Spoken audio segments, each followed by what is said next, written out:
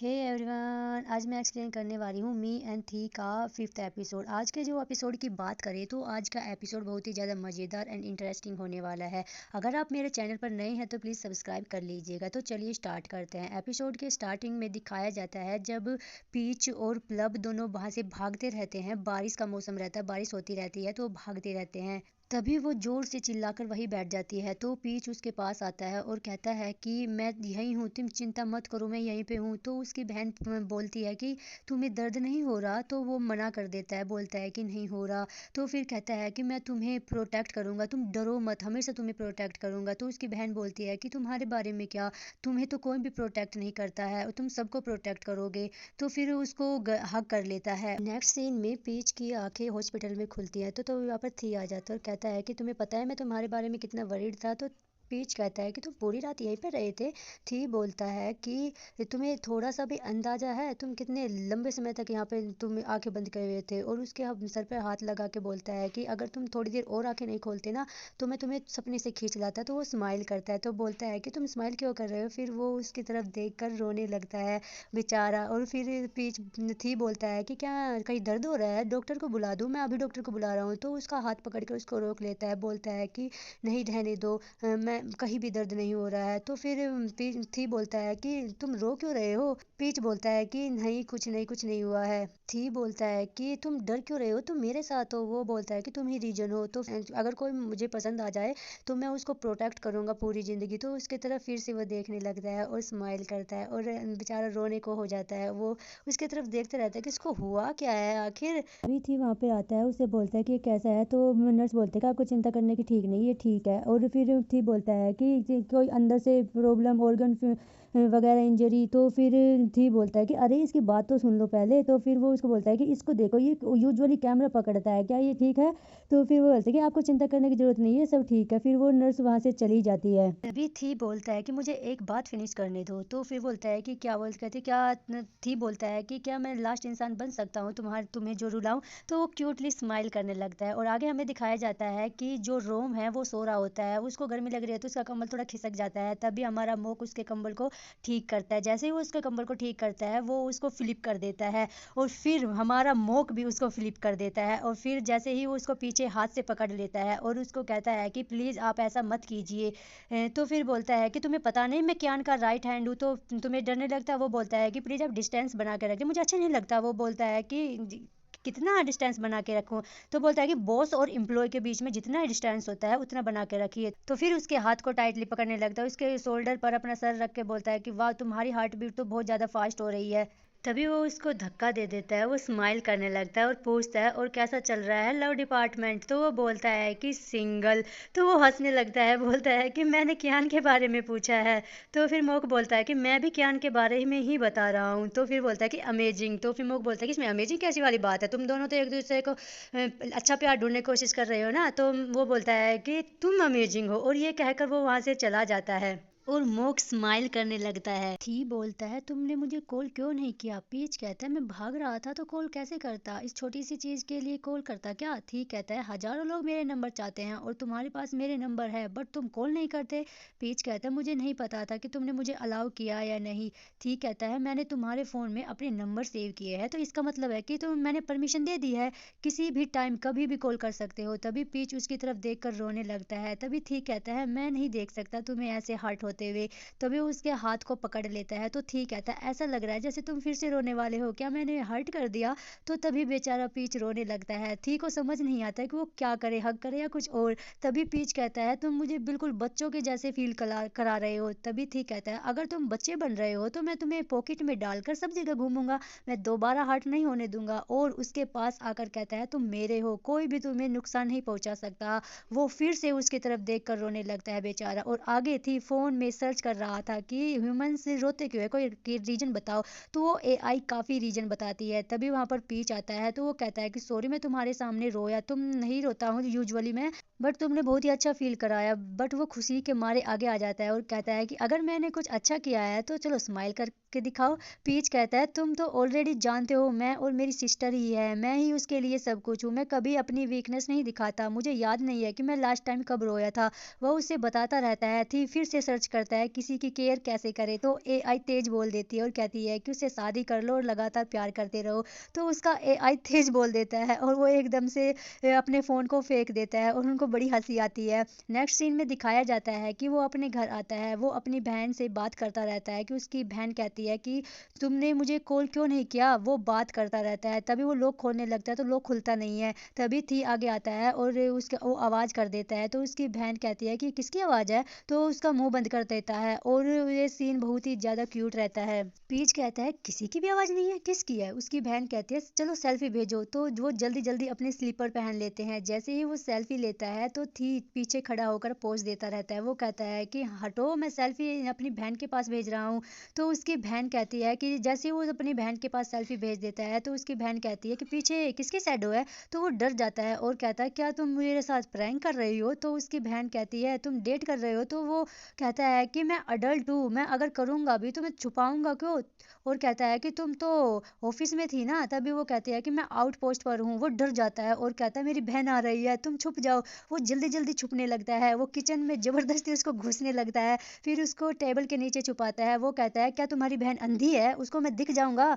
तो फिर उसको पर्दे के पीछे छुपा देता है, वो उसके पीछे भी दिखता रहता है। तभी वो कहता है कि तुम अब कहाँ हो? दिखाते हैं कि वो गेम खेलती रहती है, वो गेम में बोलती रहती है, तो वो उसमें बोल रही थी। फिर वो दोनों ही राहत की सांस लेते हैं। फिर थी उसको अपनी गोद में सुलाता है, उसकी आंखों पर सेकने लगता है, तो कहता है कि रो रो कर तुम्हारी आंखें सूज गई होगी ना? तो पूछने पर थी कहता है सीरियल देखकर उसे यह आइडिया मिला है। फिर बातों ही बातों में यह जानना चाहता है कि उसकी बहन ने उससे डेटिंग पर क्या बात कर रही थी। तो वो कहता है कि डेटिंग का टाइम ही नहीं है मेरे पास और ज़्यादातर मैं ऑफिस में ही बिताता हूँ। और फिर थी बस मुस्कुरा कर ही रहता है और उसके हाथ में जो था, जो उसके चेहरे को सेक रहा था, वो उसके गालों पर सेकने लगता है, मसाज करने लगता है और इसको परेशान होकर वो उठ जाता है और ठीक कहता है कि ये इंस्ट्रूमेंट को मैं बजाना चाहता हूँ। तो वो कहता है कि ठीक है। फिर वो बजाने लगता है, फिर उसको जैसे ही उसको बजाते हुए देखता है उसको अच्छा फील होता है। फिर वो कहता है कि चलो मैं बजाता हूँ। फिर वो बजाने लगता है तो वो ऐसे बजाता है, हाथों से खेल खेल कर, हाथों को मार मार कर बजाता है और ये बहुत ही फनी सीन होता है। फिर वो पूछता है कि आखिर ये तुम्हें बजाने में इतना इंटरेस्टेड क्यों लगता है? वो कहता है कि इस इंस्ट्रूमेंट में नहीं बल्कि मुझे तुम में इंटरेस्ट है। वो उसको अच्छे से समझाना चाहता था। वो दिखाया जाता है कि वो थी को लेकर निकल पड़ता है फोटोग्राफी करने के लिए और सवाल करते हुए पीच कहता है इसका इंस्ट्रूमेंट बजाने से ज़्यादा इंटरेस्ट फोटोग्राफी में है। जब पीच थी को स्माइल करने को कहता है तो वो हंसना और रोना, गुस्सा दोनों पता नहीं उसको समझ नहीं आता और वो अलग अजीब से एक्सप्रेशन देता है, मगर फिर भी वो अच्छे से पोज दे भी देता है। फिर पीच कहता है कि कौन कहेगा आर्सेनिक ग्रुप के मालिक की मुस्कुराहट इतनी प्यारी है। अब तो बहुत ही खुश होकर वो कहता है कि पीच के लिए जरूर मुस्कुराऊंगा। हालांकि साफ पता चल रहा था कि वो मुस्कुराना कितना मुश्किल लग रहा था उसके लिए, उसे रोक पाना उससे भी ज्यादा तकलीफदायक दिखता है। तो वह रिक्वेस्ट करता है और उसे फोटोग्राफ, फिर वो काफी जगह पर जाकर फोटो खींचते हैं और फिर इसी तरह फोटोग्राफी के टिप्स भी दे रहा था। पूरा दिन यूं ही बीत जाता है, मगर फिर चेहरा इस बात से लटका हुआ था कि वो जो फोटो खींचे थे उसमें कहीं ना कहीं कोई तो कमी जरूर थी। वो कहता है कि हर कोई हर काम में माहिर होता है, ये जरूरी नहीं है। अब जिस तरह अपने बिजनेस को संभालता है वह नहीं कर पाएगा। एक गलत डिसीजन और पूरी रिस्पॉन्सिबिलिटी सिर्फ और सिर्फ थी की होगी। मतलब उसके एम्प्लॉयज जो उसकी फैमिली की तरह है, सबका भविष्य उस पर टिका हुआ है और थी जो कर रहा था वह तो अमेजिंग ही है। वो बड़ा ही उदास होकर कहता है उसके उसके प्रोफेशन में उसके काम को कभी शाबाशी नहीं दी जाती बल्कि और बेहतर करने के लिए प्रेशर डाला जाता है। जितना भी करो कम ही पड़ता है। पीच सलाह देता है कि फिर ऐसी जिंदगी से थोड़ा थोड़ा ब्रेक लेना चाहिए, अटपटा कुछ करना चाहिए। जैसे ही फिलहाल बिना किसी रीजन के थी उसके साथ सेल्फी लेगा और फिर कुछ सेल्फीज क्लिक करते हुए दिखाया जाता है कि वो अपने घर तक उसको छोड़ने आता है। पीच कहता है कि बिल्कुल आराम नहीं किया, घर जाकर सोता क्यों नहीं है, ये वो खुद को मैनेज कर लेगा। तो बहुत ही चिढ़कर थी कहता है क्या क्या पीच हर काम अकेले करता है, उसे छोड़कर अपनी दुनिया में अलाउ करेगा? क्या पीच को दिख नहीं रहा कि थी दिल से उसकी सेवा करना चाहता है? तो अब की बार पीच और कोई बहस नहीं करता बल्कि मुस्कुराता है। अब डिनर टेबल पे किसी को लेकर मौक से बात कर रहा था। पीच समझ जाता है यह तो विविध को लेकर है, इसलिए कहता है कि उसने कभी सोचा नहीं था कि विविध इस हद तक चला जाएगा। ठीक कहता है कि पीच के लिए तो विविध को जाने दिया था, यह अलग बात है विविध भी बेवकूफ निकला। आखिर उसकी हिम्मत कैसे हुई पीच को उलझने की? जब पीच वो पूछता है कि विविध कैसा है तो मरा तो नहीं है, तो वो कहता है कि अब उसे पता है पीच को यह पसंद नहीं आएगा तो वह कैसा काम करेगा भी नहीं। अब यहाँ तक दिखाया जाता है कि उस समय पीच और विविध जब गोली चला रहे थे विविध पर तो वो मना कर देता है, लेकिन उसके बाद क्या हुआ उसे नहीं पता था क्योंकि वो बेहोश हो गया था। तो प्रेजेंट में पीच पूछता पूछता है बस इतनी बात, तो वो मरा नहीं तो वह कैसा है? तो वो कहता है कि जिंदा है, बस इतना जानना काफ़ी है और उससे भी ज़्यादा ज़रूरी यह जानकर रखना है। तो तकलीफ विवित ने पीच को दी थी और इतना ज़्यादा हर्ट किया था उसने। तो पीच कहता है बात तो यह है, बेहोश होते ही वक्त जब उसे पता चला कि वह उसकी गोद में है तो वह पूरी तरह से रिलैक्स्ड हो गया था। अब उसका कोई कुछ नहीं बिगाड़ सकता। अगर थी उसकी दुनिया में नहीं होता तो अब पीच की बात को काट कर थी कहता है वो पीच का ही तो है। खैर अब जब डिनर करके घर जाने की बात आती है तो वो कहता है कि वह पहले पीच को बेड पर सोते देखेगा फिर यहाँ से जाएगा। अब पीच के बेडरूम में आकर वो बड़ा अच्छा सा फील करता है, लेकिन फिर उसकी नज़र पड़ जाती है उसके बैग पर और बुकिंग टिकट पर। वह बहुत ही भावुक होकर टीवी सीरियल की तरह रिएक्शन देता रहता है। यह सब देखकर उसके दिल के टुकड़े हो जाते हैं। अब पीच को कुछ समझ ही नहीं आता, मगर वो इमोशन तो उसके ज़्यादा भयानक होता है। बहुत ही गुस्से में कहता है कि वह सुबह से लेकर यही तो समझाने की कोशिश कर रहा है उसके साथ रहते पीच को घबराने या डरने की कोई ज़रूरत नहीं है, फिर भी उससे यहाँ से और भागने की क्या प्लानिंग बना लिया इसने। मगर पीच चाहे कुछ भी कर ले, मौत भी उसे पीच से दूर नहीं कर सकती। अगर उसे नहीं पाया तो वह अपने पूर्वजों से कहेगा, चाहे वह स्वर्ग में हो या नरक में, सब मिलकर इस तरह पीच को लॉक करके रखेंगे। चाहकर भी पीच कहीं नहीं जा सकेगा। अब ठीक है, ऐसे कहने पर पीच उसे मजाक में ले लेता है। वो बहुत ही उसके ऊपर भड़क जाता है कि इस ऐसी मुस्कुराहट मेरे दिल को काट रही है, मेरे दिल में चुभ रही है। तो फाइनली पीच बता देता है कि मैं तो वेकेशन पे जा रहा हूँ। फिर जोर से हंसते हुए कहता है कि उसकी बुकिंग टिकट तो देख ली, लेकिन यह क्यों नहीं पड़ा कि वह डोमेस्टिक टिकट है और रिटर्न फ्लाइट भी बुकड है। अब जब थियो और अपनी गलती का एहसास होता है तो कहता है अगर ऐसी बात है तो पीच के लिए प्राइवेट प्लेन बुक कर देगा।